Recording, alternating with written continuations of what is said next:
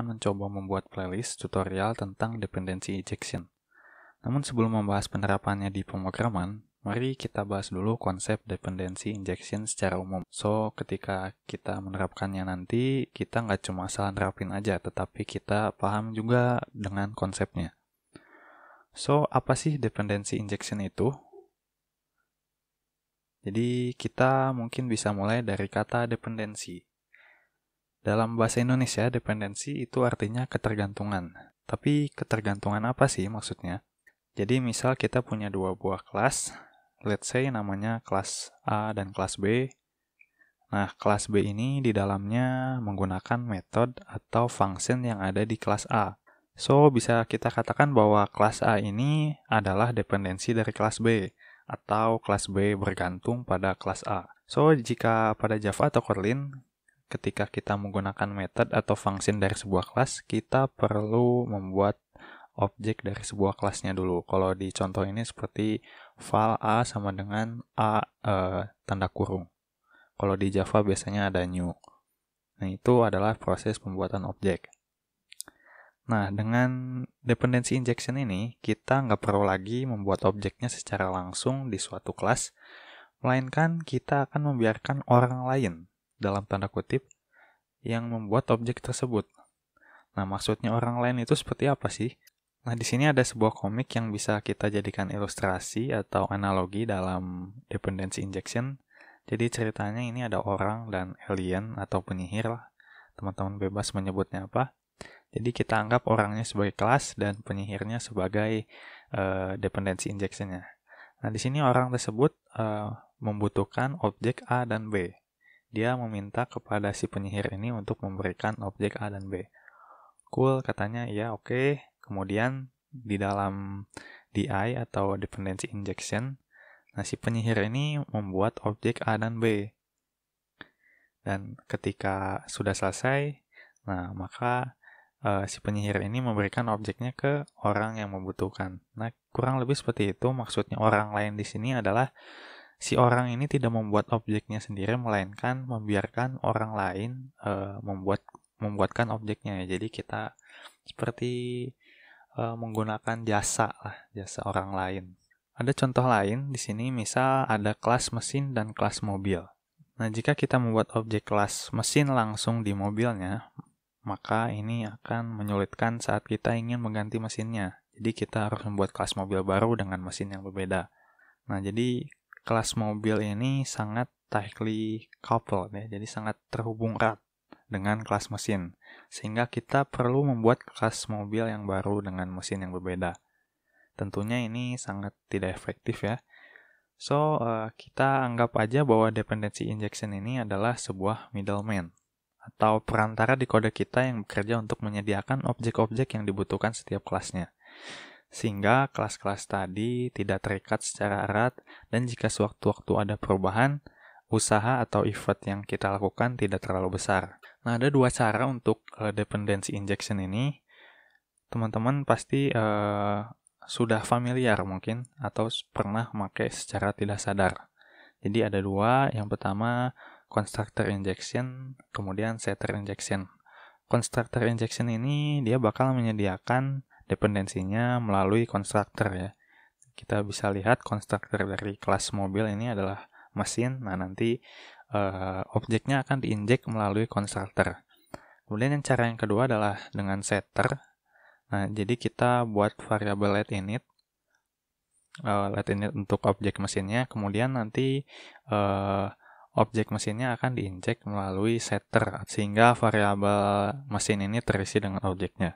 Sebenarnya dependency injection ini juga bisa dilakukan secara manual. Jadi objek-objek yang dibutuhkan akan dibuat saat pemanggilan di main-nya atau menggunakan service locator. Namun pada tutorial kali ini saya akan menjelaskan otomatisasinya menggunakan Dagger Hilt, karena memang tujuannya supaya kita tidak manual menginjeksi objek-objek yang dibutuhkan. Karena memang cara-cara manual ini di kemudian hari seiring bertambah kompleksnya suatu project, maka akan mengurangi efisiensitasnya. Yang paling kelihatan pasti bakal timbul banyak boilerplate. So, kita perlu menggunakan third party library atau library pihak ketiga untuk mengotomatisasi proses injection tadi, yang salah satunya adalah Daggerhilt. Kenapa Daggerhilt? Karena di antara library yang lainnya seperti Coin atau Dagger, menurut saya Daggerhilt ini merupakan yang paling mudah dipelajari dan paling mudah digunakan. So, Daggerhilt ini merupakan library Jetpack terbaru yang direkomendasikan untuk dependency injection. Hilt ini dibuat di atas pendahulunya yaitu Dagger yang sudah sangat kokoh lah. Jadi cuma Hilt ini jauh lebih mudah digunakan dan dipelajari daripada Dagger. Selanjutnya kita akan mulai mengimplementasi DI atau Dependency Injection ini di Project Android. So, kita akan mulai implementasinya di Android. Yang pertama, teman-teman buka dulu Android Studio-nya, terus buat project, bebas namanya apa. Di sini saya namakan Dependency Injection Playground. Nah, yang pertama perlu kita lakukan adalah kita perlu setup atau mengimpor beberapa plugin yang dibutuhkan untuk mengimplementasikan Hilt di Android. So, kita buka dulu boot Gradle. Kita buka dulu yang project ya. Nah, di sini teman-teman perlu menambahkan class path untuk plugin dari Daggerhilt-nya. Teman-teman bisa lihat di dokumentasinya, bisa copy aja. Nanti saya akan cantumkan ini link dokumentasinya di deskripsi. Di sini saya akan copy. Kemudian saya akan pisahkan versinya menjadi sebuah extension supaya bisa diakses di boot kernel yang app. Saya akan buat namanya Hilt version. Jadi saya akan pindahkan ini versinya.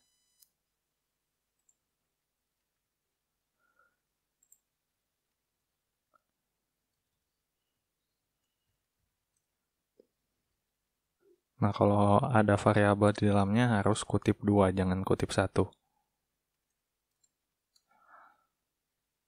Kemudian kita buka yang boot kernel app-nya. Di sini kita akan tambahkan dependensi juga. Kita bisa copy dari sini.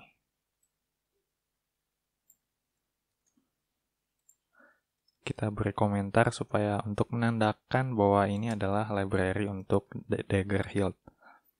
Nah, sudah ada nama variabel hit version yang sudah saya buat.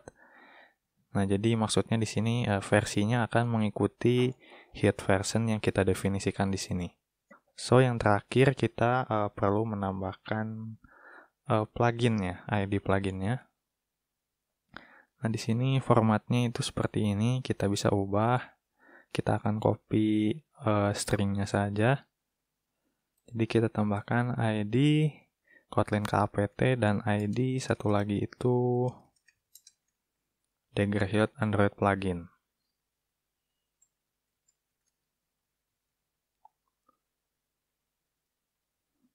Nah, teman-teman juga cek dulu apakah ada source compatibility Java version 1_8.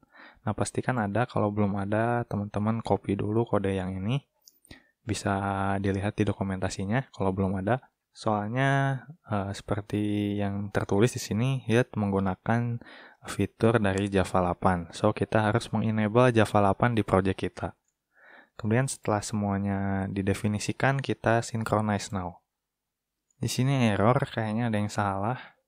Oh, di sini ternyata teman-teman harus menggunakan versi yang lain. Jadi teman-teman ganti versinya di boot kernel ini menjadi 2.35 ya. Jadi kalau dilihat di dokumentasi ini kita lihat yang Kotlin. Nah, ini 2.35. Nah, kalau yang bawah tetap yang Groovy aja karena saya coba ini nggak bisa. Jadi untuk format penulisannya yang Groovy, tapi versinya yang 2.35 ini. Nah, ketika udah di-synchronize now atau try again, nah buatnya sukses. Setelah kita mengimplementasi semua plugin-plugin yang dibutuhkan, first thing first, kita perlu membuat sebuah application class untuk Hilt ini.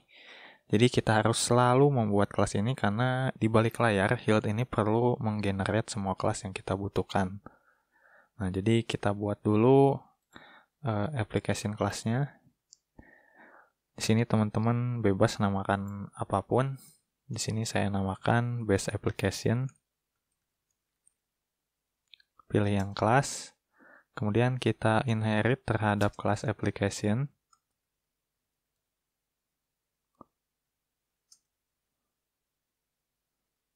Tambahkan tanda kurung. Kemudian, kita akan tambahkan anotasi Hilt Android App. Hilt Android App. Kita alt enter, kemudian import. Nah, Hilt ini akan mengenali application class ini jika kita menambahkan anotasi Hilt Android App. Jadi kalau kita hapus anotasinya ya percuma saja, Hilt tidak akan mengenali application class ini.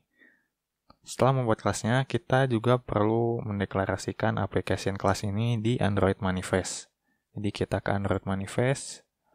Nah, di sini kita tambahkan name dan pilih base application. Nah, cukup seperti ini. Nah, barulah kita bisa menerapkan dependency injection menggunakan Daggerhilt di kelas-kelas yang kita inginkan setelah kita membuat kelas application ini. Kita akan coba pada main activity. Di sini kita akan tambahkan anotasi Android entry point.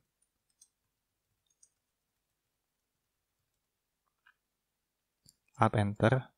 Jadi anotasi Android entry point ini berguna untuk memberitahu Hilt untuk menginjek ke kelas ini, yaitu main activity. Jadi misal ada suatu variabel yang kita ingin injek, kita harus tambahkan dulu anotasi Android entry point di kelasnya.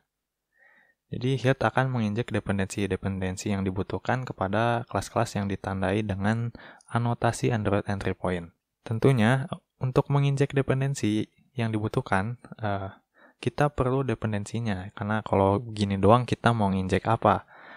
Nah, sekarang kita akan buat dependensinya. Caranya, kita buat dulu objek bernama AppModule. Standarnya sih AppModule. Kemudian kita pilih yang objek. Nah, kita tambahkan anotasi modul. Ini supaya memberitahu bahwa objek AppModule ini merupakan modul dependensi untuk Hilt ya. Anotasi ini gunanya untuk memberitahu Hilt lah, memberitahu apapun. Kemudian kita juga perlu menambahkan anotasi scope dari dependensinya, yaitu kita tambahkan dengan anotasi install in. Kita alt enter, kemudian di dalamnya kita tuliskan singleton komponen.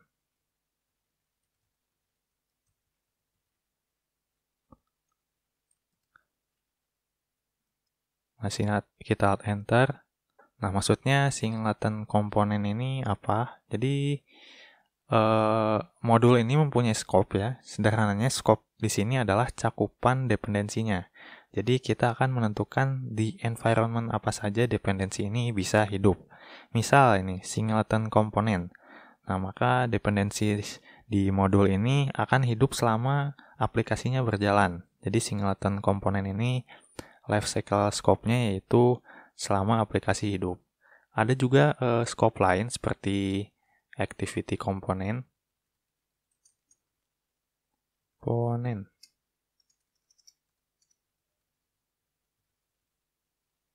Kita alt enter. Nah, kalau activity component ini, maka modul atau dependensi di dalamnya akan hidup selama activity tertentu hidup. Jadi, ya ini juga berlaku untuk fragment dan lain-lain. Bisa teman-teman lihat di dokumentasinya. Nah, ini ada view model, activity, fragment, view service, dan broadcast receiver. Sementara kita akan menggunakan yang singleton component. Dengan terhubungnya Hilt dengan lifecycle komponen-komponen tertentu di Android, ini memudahkan kita untuk mengatur scope-nya. Nah, kemudian di dalam blok app modul ini, kita perlu membuat blueprint dari dependensi-dependensi yang dibutuhkan. Simpelnya, kita perlu ngasih tahu Hilt gimana cara dependensi-dependensinya dibuat, yang kemudian akan diinjek. Contohnya, misal retrofit client atau room database. Nah, kita perlu retrofit client dan room database-nya di app modul ini. Kemudian barulah diinjek kepada kelas-kelas yang membutuhkan. Tapi yang saya contohkan di sini tidak akan sekompleks itu, karena tutorial ini hanya fokus di cara kita menggunakan Hilt. So, di sini saya akan mencoba membuat modul sesuai study case soal mobil dan mesin tadi. Jadi anggap saja main activity adalah mobil. Saya akan membuat kelas baru, yaitu kelas engine. Jadi engine ini mesin.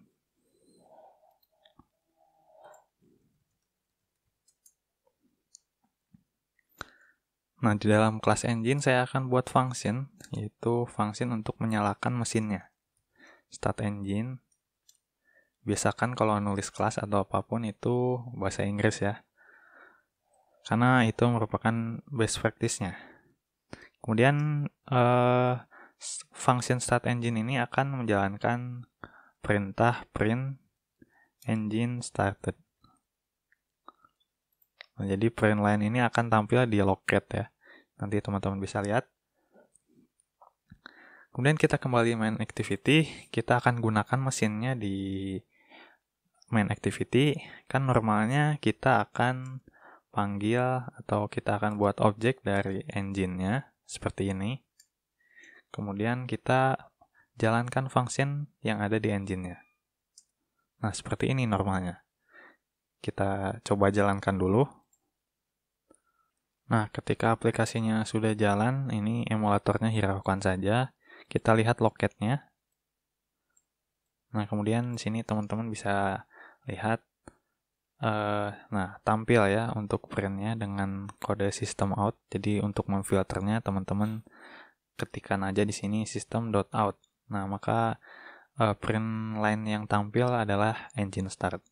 Nah, dengan dependency injection ini, kita akan menghilangkan proses pembuatan objek di dalam main activity ini. Jadi, kita akan membiarkan orang lain atau membiarkan Hilt untuk mengurus pembuatan objeknya. So, kita akan buat modul untuk engine ini. Kita kembali ke app modul, kemudian kita akan buat function. Biasanya keywordnya untuk function diawali dengan provide, karena fungsinya untuk menyediakan objek yang dibutuhkan. Jadi di sini saya akan namakan provide engine. Kemudian dia akan mereturn sebuah objek bertipe engine. Di dalamnya kita return engine yang sudah dibuat. Jangan lupa tambahkan juga di sini anotasi singleton. Singleton ini apa? Singleton ini jadi objek engine ini akan dibuat hanya sekali selama aplikasinya berjalan. Jadi, jika singleton ini dihapus, maka setiap objek engine ini diinjek, maka function ini akan membuat engine yang baru, berulang-ulang setiap objek engine-nya diinjek. Tentunya ini akan menghabiskan memori di aplikasi dan memicu terjadinya memory leak. Nah, dengan adanya singleton ini, jadi objek engine ini hanya dibuat sekali. Kemudian ketika kita ingin menginjek lagi, kita akan menggunakan objek yang telah dibuat sebelumnya. So, singleton ini sangat penting. Kemudian kita perlu provides. Ya, ini untuk menandakan bahwa ini adalah modul yang disediakan untuk diinjek. Jadi kita memberitahu Hilt, nih provide engine adalah modul yang akan diinjek ke kelas-kelas yang membutuhkan. Kemudian kita ke main activity. Kita akan hapus ini. Dan kemudian kita akan buat variabel letInit untuk engine-nya. Di sini saya akan buat variabel letInit var, kemudian engine dengan tipe engine. LetInit maksudnya apa? Simpelnya letInit itu diisi nanti. Jadi variabel ini masih kosong ya, belum ada isinya. Dengan kita menambahkan letInit, kita ngasih tahu programnya bahwa variabel ini bakal diisi nanti. Karena kalau kita membiarkan variabel ini kosong, maka nggak boleh ya di Kotlin ini tidak boleh. So kita tambahkan letInit supaya memberitahu bahwa program engine ini bakal diisi nanti. Diisinya kapan? Ya saat diinjek. Jadi kita akan tambahkan anotasi inject. Sehingga saat programnya berjalan, variabel ini akan diinjek di belakang layar. Kita nggak akan melihat prosesnya gimana. Jadi, variabel ini akan diinjek dengan objek yang kita buat di modul tadi. Nah, engine ini. Sehingga kita nggak perlu lagi buat objeknya secara langsung seperti yang sudah saya hapus tadi. Coba kita jalankan. Nah, print line-nya masih berjalan ya. Artinya objek engine sukses diinjek ke variabel engine ini.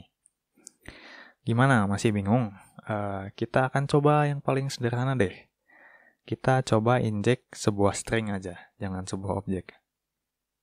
Jadi kita kembali ke app module, kita akan buat function yang akan memprovide sebuah string. Kita buat di sini provide string, kemudian isinya di sini adalah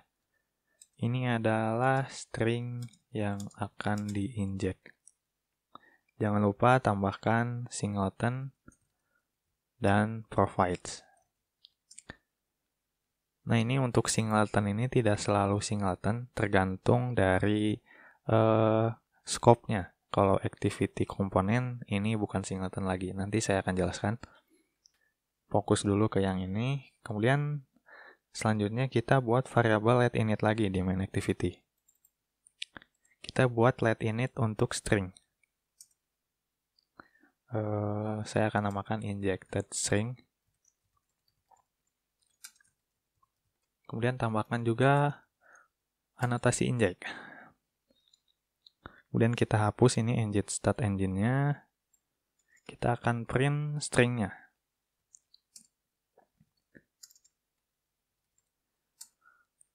Nah, bisa kita lihat di sini teman-teman, string-nya kalau secara kasat mata dia belum diinisialisasi atau didefinisikan.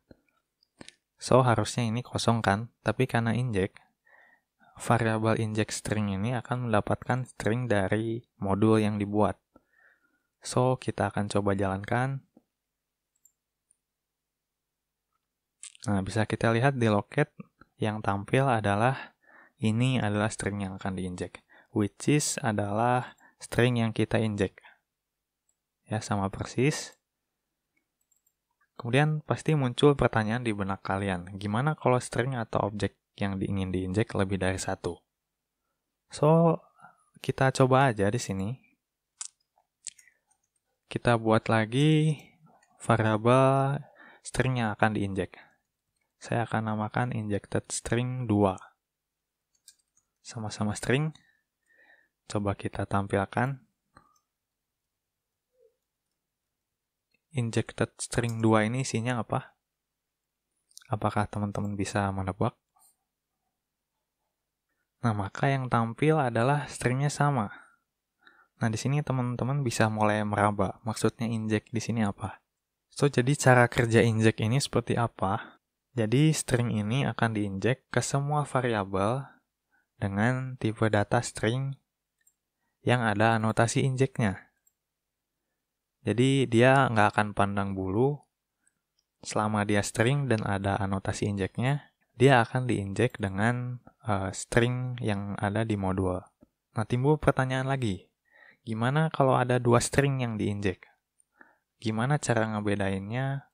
Bahwa misal di injek yang pertama kita akan menggunakan string yang berbeda. Intinya string 1 dan string 2 ini gimana sih cara biar injeknya itu beda? So, kita akan buat modul untuk string 1 lagi.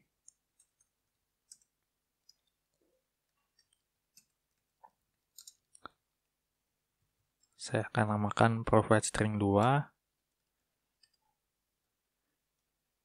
Untuk stringnya saya isi ini provide string 2.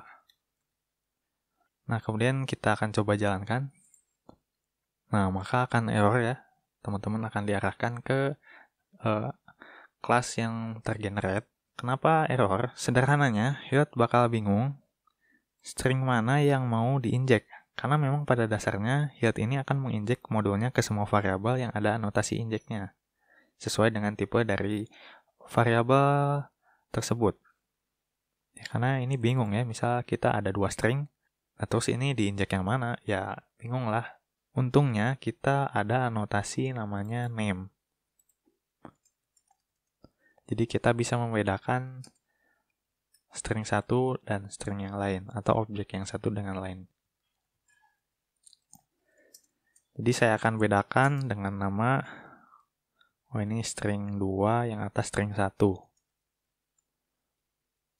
So, di saat pemanggilan atau saat inject, kita bisa tambahkan name juga sesuai dengan name dari string yang kita inginkan.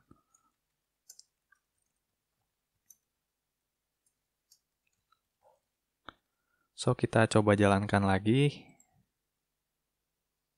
Oke, kita lihat logcat-nya. Nah, di sini yang tampil adalah dua string yang berbeda, karena kita sudah menandakannya dengan name. Tapi kasus seperti ini menurut saya jarang terjadi, karena memang menginjek sebuah string itu sangat jarang terjadi. Rata-rata yang diinjek adalah sebuah objek. Dan objek ini biasanya sama ya. Jarang ada bikin ngeinjek dua objek yang berbeda. So, name ini bakal jarang kepake. Tapi teman-teman perlu tahu juga. So, selanjutnya kita akan mencoba konteks ya, menginjek sebuah konteks. Case-nya di sini kita akan mencoba pindahkan string engine started ini ke string results yang ada di folder res. Caranya kita alt enter, kemudian extract string resource. Saya akan beri nama resource-nya engine started. Nah, sehingga kelas ini membutuhkan konteks. Kita perlu menginjeknya. Biasanya kan kalau dengan constructor injection, misal di sini kita buat konteks.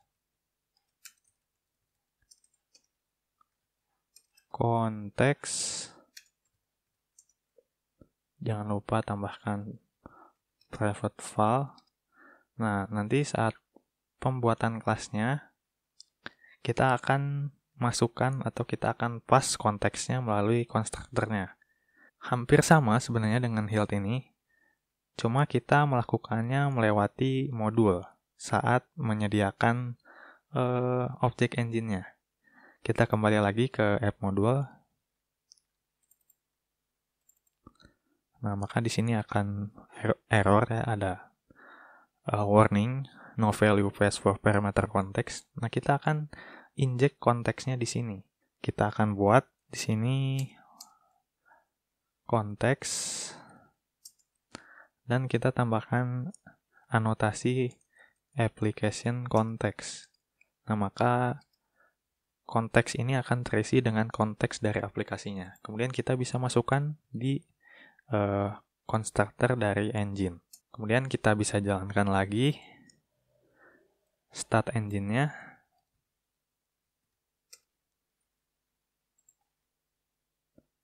Kita lihat logcat-nya bahwa function start engine ini masih berjalan seperti biasa. Artinya, inject konteksnya berhasil. Tidak hanya di activity atau kelas-kelas biasa, kita juga bisa menginjek ke modul yang akan diinjek juga. Jadi, ada injek di dalam injek. Misal ya, saya akan contohkan langsung aja di app module. Kita akan modifikasi engine-nya dulu. Kita ke kelas engine. Anggaplah engine ini butuh nama pemiliknya untuk menyalakan mesin. Jadi kita akan sedikit modifikasi. Saya akan tambahkan constructor untuk owner. Artinya pemilik ya. Kemudian di sini saya akan tambahkan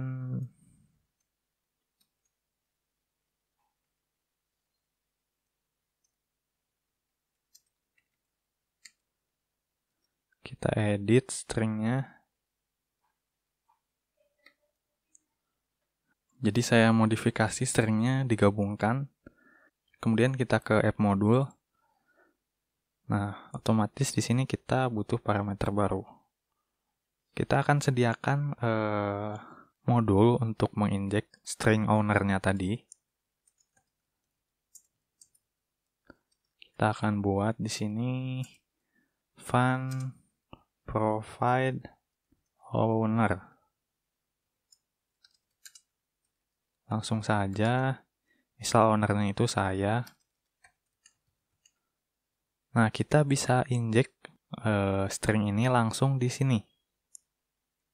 Kita namakan dulu. misalkan ada lebih dari satu string di modulnya. Owner. Kita tambahkan saja parameter di sini owner string, kemudian tambahkan name-nya juga. Owner. Kemudian tambahkan di konstruktornya juga owner. Nah, jadi sederhananya kita bisa menginjek string ini ke dalam modul ini. Jadi injek ke modul yang akan diinjek. Ya, intinya ada injek di dalam injek. Kemudian kita bisa jalankan. Nah, bisa teman-teman lihat yang tampil di loket adalah engine start by owner, yaitu saya. Artinya string owner ini berhasil kita injek ke modul provide engine. Teman-teman juga bisa buat banyak file modul sesuai dengan scope-nya masing-masing. Di sini kita akan coba buat main modul. Jadi kita akan buat modul baru dengan scope yang berbeda tentunya. Kita pilih yang objek, kemudian tambahkan anotasi modul seperti biasa untuk memberitahu Hilt bahwa ini adalah modul. Kemudian untuk install-nya, nah, kita akan gunakan activity component. So, kita akan pindahkan app modul tadi, modul engine ini ke main modul.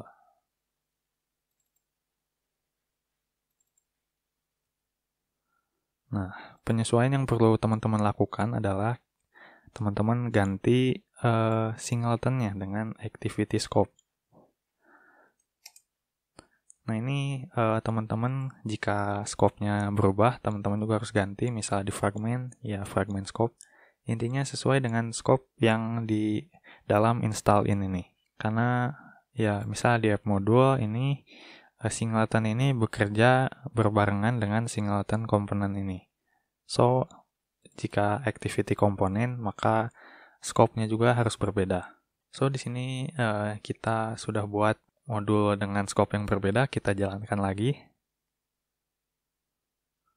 Nah, function start-nya masih berjalan, artinya kita bisa menginjek string ini, owner ini, di luar modul juga. Selain sudah terintegrasi dengan lifecycle, Hilt juga sudah terintegrasi dengan beberapa library Jetpack, salah satunya ViewModel. Di sini saya akan contohkan bagaimana injek di ViewModel. Kita kembalikan lagi provide engine tadi ke semula.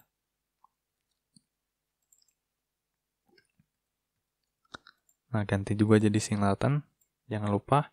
Kemudian kita akan buat sebuah view model. Di sini saya akan buat namanya main view model. Pilih yang kelas, kemudian kita akan inherit terhadap kelas view model. Nah, kita perlu menambahkan anotasi Hilt view model supaya memberitahu bahwa ini adalah view model yang akan diinjek kepada Hilt. Kita juga perlu menambahkan constructor inject. Nah, di dalam konstruktornya kita akan masukkan variabel engine. Jadi kita akan menginjek engine di dalam view model. Ini jangan lupa import. Kemudian di dalam view model kita akan buat function start, yang mana isinya adalah yang akan menjalankan function start engine pada object engine. Kemudian kita akan panggil function start ini di main activity. So, di sini kita perlu membuat view model yang akan diinjek. Kita hapus dulu ini. Kita buat di sini private file view model. View modelnya adalah main view model. Nah, di sini kita akan panggil Kotlin delegate view models. Nah, karena belum ada, kita perlu mengimpor sebuah plugin. Kita kembali lagi ke boot Gradle yang app. Kemudian kita di sini tambahkan implementation. Sebenarnya teman-teman bisa lihat di dokumentasi. Nah, teman-teman bisa copy aja dari sini. Nanti linknya saya akan cantumkan di copy ini. Supaya tidak salah, saya copy lagi aja. Kemudian synchronize now.